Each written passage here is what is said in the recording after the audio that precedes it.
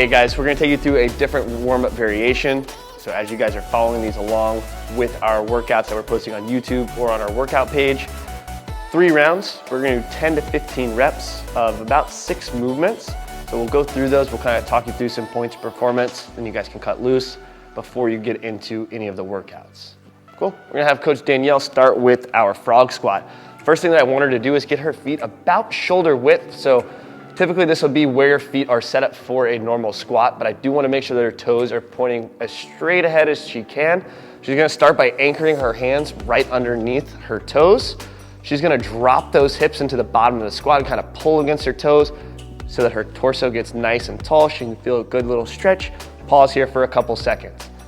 Keeping her hands on her toes, she's going to push her hips straight up, extending through the legs, so now she's feeling a nice big stretch in her calves, hamstrings, lower back.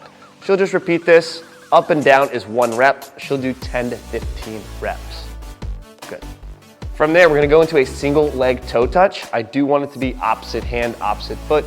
So if the left leg is planted, she's gonna be reaching down with her right hand.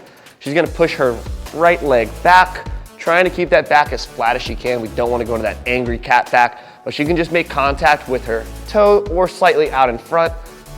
She'll do 10 to 15 reps on one leg, 10 to 15 reps on the other. The big thing here, if you can't reach all the way to the floor or your toes without rounding at the back, shorten that range of motion. If you can get to your kneecap and maintain that neutral spine, I'm fine with that. Don't force it. We want to keep the tension on the hamstrings and glutes and getting a little bit of stability in that movement. Just like that foot was kind of peeling up off the floor. Nice. From there, we're gonna transition into more of a pushing or a pressing pattern. You guys are gonna go into a yoga push-up. So we'll come back to the push-up position, Coach. All right, we're gonna start with those hands directly underneath the shoulders. She's gonna start to shift her weight onto her heels a little bit, letting those hips come up. She's gonna start by letting her chest drop through her hands, reaching her head through, and then she comes into this big arch position. She'll pause here for a quick second or two, and then she's just gonna reverse that pattern. So head slides back, actually, come back, go back through. Good. Chest up, arms straight. And you're gonna bend here, and you're gonna slide back through. Now push your hips back up. Oh yeah, that's a little harder, huh? Good, so she's gonna get a little stretch again on her hamstrings and her calves as she works through that, but it's definitely gonna be really demanding on her shoulders, so we're getting those super active. From there, we're gonna slow things down. We're gonna go into a thread the needle. So she'll be on all fours, hands directly underneath her shoulders. I do want those knees right underneath her hips. Nice neutral back. We're gonna start with that right hand. Is that the right side? Right side. She's gonna tuck her hand right behind her head. So she's gonna bring that elbow all the way to her left hand to get a little bit of rotation through that T-spine. Hold there for a second, and she's gonna reach that elbow up to the ceiling. Again, pausing 2 to 3 seconds. Same thing, we want that stretch in that T-spine through her lats, right? We're getting a little bit of rotation work in there. This is really slow, so take your time, 10 to 15 reps on each side. From that, I'm gonna have her lay on the floor. We're gonna go into a little core movement. We're gonna have her do a dead bug. So really similar to the hollow hold in our last warm-up, but she's gonna start knees bent at 90, hands are reaching up to the ceiling, staying locked out. Big thing here is we want that lower back flat on the ground, so she's pushing her belly button to the floor. She's gonna go opposite hand, opposite foot. So as she extends one leg, that other hand reaches back behind her head.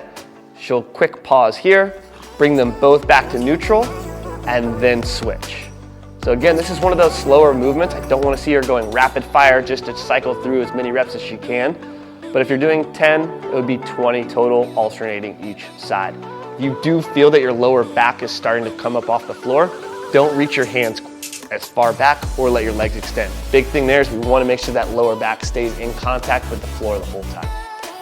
Last thing, we'll go through 2 different variations. We'll start with the more difficult version with a wall walk into some shoulder taps. So I do like having these, starting with that wall walk where she's facing. Again, hands are gonna start right underneath the shoulders. We're actively pushing to the floor. We're gonna set the tone with that nice hollow position so midline is tight. She's gonna keep her feet together. She's slowly gonna walk her feet up. And as her feet get a little bit higher, she's gonna tiptoe her hands back, getting as close to the wall as she feels comfortable. Some of you guys will be really close to the wall with your nose almost all the way against it. Some of you might be a little bit further out.